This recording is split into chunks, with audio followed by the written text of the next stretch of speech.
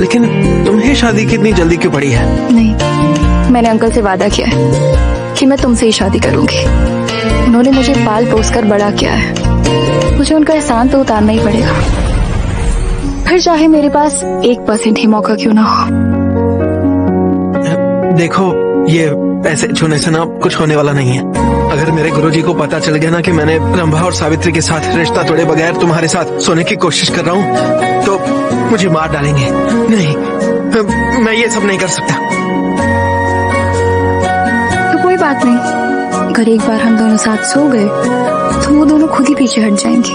नहीं, लेकिन शैव और शाक्त संप्रदाय की नाक तो कट जाएगी ना। तो ठीक है ना, अगर वो गुस्सा होंगे तो वो अपने गुस्सा मुझ पर उतार सकते हैं।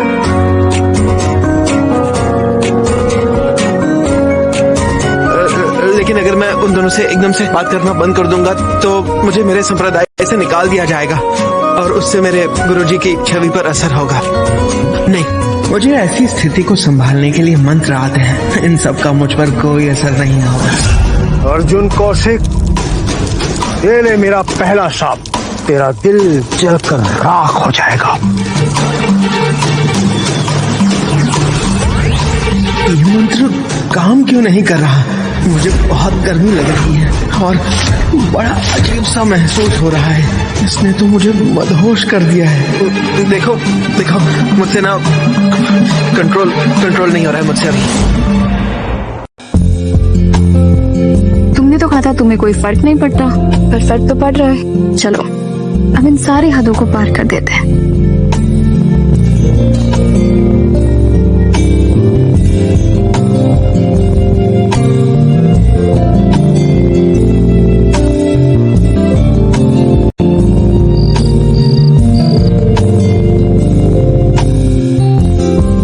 मैंने अपनी वर्जिनिटी भी खो दी। अगर एक बार मैंने अपने सातों श्राप दे दिए तो तुम 7 दिन भी तुम इस संसार में नहीं टिक पाओगे। मेरा स्थायी श्राप पवित्र चिरंजीवी की भी जान ले सकता है। ये क्या? मेरा अस्थायी श्राप टूट गया और मैं उसे खरों तक नहीं पहुंचा पाया। क्या वो पवित्र चिरंजीवी से भी ऊपर पहुंच चुका है?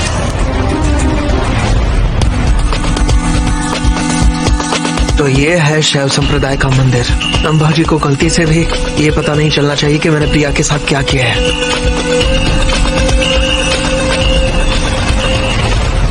नौजवान, तुम नीलगिरी पर्वत से गुरु शिवानंद जी के शिष्य अर्जुन कौशिक हो ना?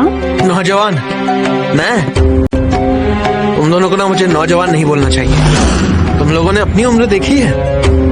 मैं तो तुम्हारे बड़े भाई जैसा हूँ। तुम ये बात कर रहे हो कि कौन वरिष्ठ है? अगर तुम्हारे गुरुजी भी हमारे सामने में आ जाएंगे तो हम उन्हें भी नाम से ही बुलाएंगे। हमने तुम्हें नौजवान बुलाया, तुम्हें इसे अपनी तारीफ ही समझना चाहिए, क्योंकि अगर हम उम्र की बात करें तो फिर तुम्हें हमें अपना अंकल कहकर बुलाना पड़ेगा। तुम इतने छोटे होकर भी इतनी बड़ी बड़ी बातें कैसे कर सकते हो? और तुम्हें कोई अधिकार नहीं है कि तुम मेरे गुरुजी के बारे में ये सब बोलो और उन्हें अपने बराबर समझो। अगर मैंने तुम्हें अपने गुरुजी के बारे में बता दिया और उनकी आयु बता दी तो तुम्हारे कदमों तले ना जमीन खिसक जाएगी। ओह हाँ, तो बोलो।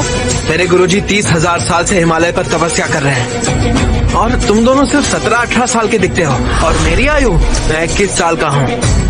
क्या तुम्हारे गुरुजी को तुम्हारे इस व्यवहार के बारे में पता है? क्या कहा? 16 या 17 साल?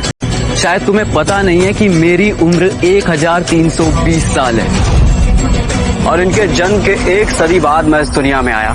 मेरी उम्र 1200 वर्ष से भी ज्यादा है। तुम 1320 साल के हो और तुम 1200 साल के। यहाँ पर जितने भी 48 विद्यार्थी हैं, हम दोनों उनमें से सबसे छोटे हैं। अगर तुम्हें यकीन नहीं होता तो तुम हमारा पंजीकरण देख सकते हो या फिर अपने गुरु से खुद जाकर पूछ लो। गुरुजी ने कहा था कि कोई भी अमर निवास के द्वारपाल एक आवारा घूमते हुए चिरंजीवी से बड़े होते हैं। अरे ये तो मैं भूल ही गया था कि ये यहाँ के गुरुजी के शिष्य हैं। अगर तुम्हें नौजवान कहना बुरा लगे तो हम तुम्हें सर कहकर बुलाएं। हमारे गुरुजी बिल्कुल ठीक नहीं है। रंभा जी ने आपके इंतजार में हमें यहाँ भेजे हैं। मैंने तो सुना है कि आपके गुरुजी बहुत बड़े विद्वान हैं।